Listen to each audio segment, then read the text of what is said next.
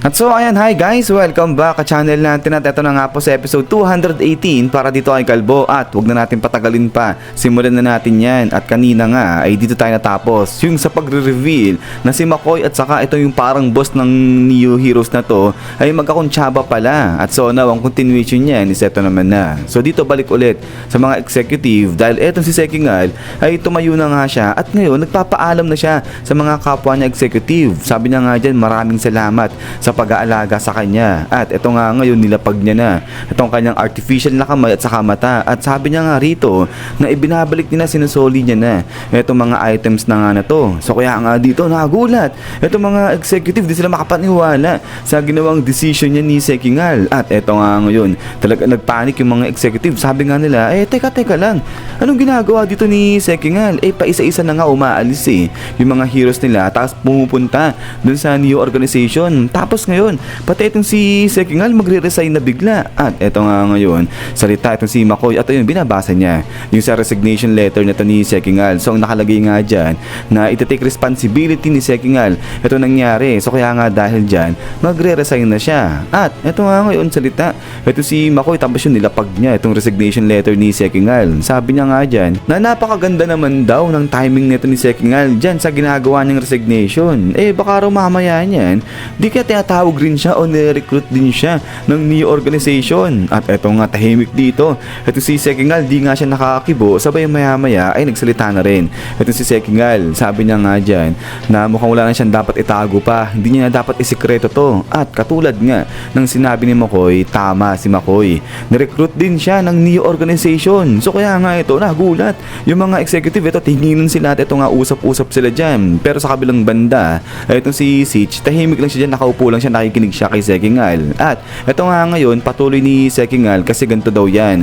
Pagdating sa pag-aalaga o sa pagbibigay ng suporta sa mga heroes at yung sa pagtitiyak ng kaligtasan ng mga citizen, sino raw ba yung mas mahusay o mas magaling na organization? At saka isa pa, sino raw ba yung may magandang sistema, yung maganda yung pamalakad? Sinong organization daw ba yung mas better? At higit sa lahat, sinong organization daw ba yung may magandang outlook pagdating sa future? At eto nga ngayon tuloy ni Sekingal sa kanyang ginawang comparison dyan sa Hero Association saka sa Neo organization ay nag-came up daw siya sa conclusion, which is yung Neo organization mas angat siya o mas better siya kumpara sa Hero Association. So kaya siya nagpasya na mag-resign na. At eto nga ngayon parang napailing o parang napating sa malayo etong si McCoy. Sabi niya nga dyan, aba seryoso yung ginagawa mong yan, sabi niya dito kay Sekingal. So yun, napatingin ito si Sekingal dito kay McCoy. At eto nga ngayon bilang dinuro na ni McCoy yung si Sekingal. Sabi niya nga dyan na wala raw hiya etong si Sekingal, iniwan niya itong Hero Association at ang matindi pa niyan, pumunta siya dun sa kalaban, sa rival na kakompetensya nga organization nito na Hero Association. Iniwan daw ni Sekingal yung mga matagal niyang sinusuporta na mga kaibigan at pinagpalit dun sa kalaban. At eto tuloy pa nga dito ni McCoy, baka mamaya niyan kaya lumipat etong si Sekingal dun sa Neo organization kasi ino-offeran siya ng importanteng pwesto o importanteng posisyon sa organization na yun. Pero ang kapalit ay yung magbebenta siya ng information o data mula rito sa Hero Association. So yun ang matindi. At ito nga ngayon nainis ito si Sitch, pero di pa rin siya kumikibo. Sabi niya nga dyan sa isip niya na napakabulok daw nito ni McCoy, samantalang siya naman yung nag-invite dyan kay Sekingal. So dito not sure kung alam nito ni Sitch na itong si McCoy nakikipagtrabaho siya dun sa Neo organization. Pero ito, ang tuloy nga dito ni Sitch, pinapalabas ngayon ni McCoy na kapag may nalik ng mga information dyan sa Hero Association, ibig sabihin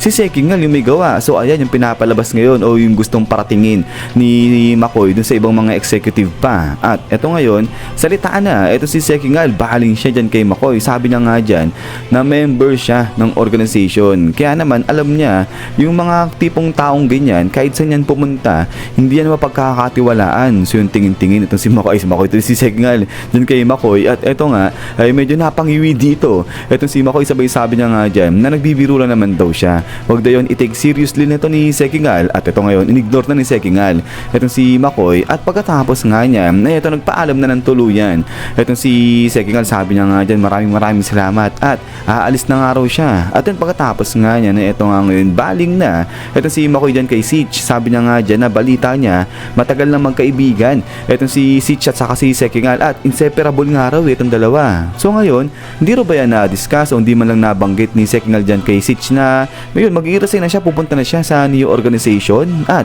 ito ngayon sagot si Sitch, sabi niya nga dyan na hindi, walang binabanggit sa kanyang kung ano man yung si Sekingal. Pero ito nga sabi ni Sitch, kasi ganito yan eh, itong si Sekingal nga raw gusto talaga niya na maging hero. Kaya naman, kung para sa kanila ng mga office workers lang, may sariling principle, may sariling idea. Ito o ideals, itong si Sekingal sa pakikipagtrabaho sa mga heroes. So kaya nga ito, tuloy nga dito ni Sitch. Ngayon, kung yung decision na yan ay talagang nagmula kay Sekingal, yung di siya na-impluwensyahan ng ibang tao, ay talagang nirespeto raw ni Sitch yung decision ni Sekingal na lumipat ng new organization at makipagtrabaho sa ibang mga heroes pa doon. At so ito, sabi nga ngayon ni Sitch, that's all, at yun din na siya kumibo. At ito ngayon, tingin-tingin.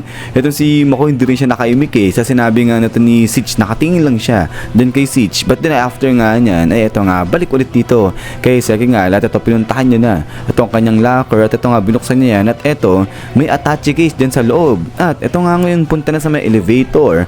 Ito si Sekingal at ito habang bumababa nga siya rito ay inopen niya na rin itong attache case na nga na to. At dyan ay may nakalagay ulit na panibagong kamay at saka nga ito yung mata ni Sekingal sa mga artificial din itong mga to. At ito nga ngayon salpak na ni Sekingal itong isang kanyang mata at pati na itong kanyang kamay na bago sinalpak niya na nga rin. At ito nga ngayon all set na ulit dito itong si Sekingal, so parang ready makipaglaban eh itong si Sekingal nga dyan. At maya maya pa ito nga ngayon biglang inactivate niya na itong kanyang mata at after nga niyan is boom, so dito labasan itong hologram na to, labasan yung mga data pati na yung mga graph dito. So ang dami mga info na nilabas nga rito ni Sekingal. At ito nga ngayon maya maya kinontak niya na si Child Emperor. Sabi niya nga dyan, Child, ay hindi pala, isa mo, sabi niya ganyan. At ito nga sinabi ni Sekingal na na-install niya na, nasalpak niya na itong kanyang panibagong mata at saka kamay. At so ito sabi nga ni Child Emperor na good job para nga dyan kay Sekingal. At ito sabi nga ni Sekingal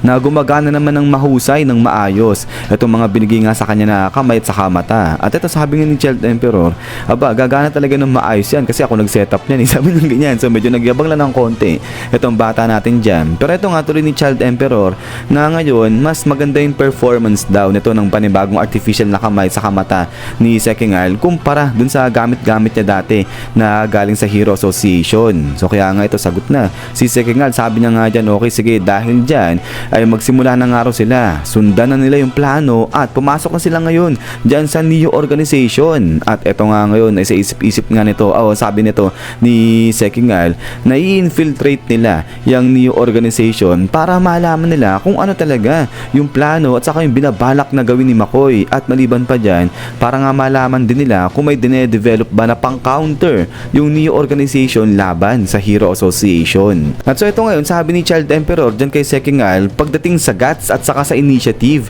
ay hindi niya raw maisip na talagang normal lang na empleyado itong si Sekingal. At katulad nga ng mga sinabi ni Sekingal ay na-realize din daw yan ni Child Emperor during nung nakikipaglaban sila sa Monster Association. At eto nga ngayon napangiti etong si Sekingal, sabi niya nga dyan masyadong antaas ng tingin sa kanya ni Child Emperor, masyado raw siyang ino-overestimate, sabi niya ganyan. At din ay pagkatapos nga niyan is yan guys. So hanggang dito lang ito si episode 280 natin. So yun naman pala ang nangyari dito, parang kunyari betrayal yung ginawa nito nila Sekingal sa hanga ni Child Emperor, pero hindi, infiltration pala yung plan nila dyan. So papasukin nila ngayon etong new organization. At yun nga guys, ay maraming salamat ulit sa panonood dito kay Kalbo natin at sa walang sakang pagsuporta sa channel natin. So huwag kayong mag-alala, yung iba ang mga anime na request nyo pa ay tutuloy-tuloy nga natin yan. At lalo ngayon, daming mga nagsilabas ng malupit na anime ngayong April. Tapos si Reincarnated as Slime, si Rimuru lumabas na ulit. So yun, so gagawin din natin yan. At huwag kayong mag-alala guys, dahil ngayon ay magtutuloy-tuloy na ulit tayo sa pag-upload dito sa channel natin. So yun na naman, so lagi mag-ingat. God bless niyo lahat at hintay-hintay lang sa kasunod nito. So yan, so kita-kits tayo ulit.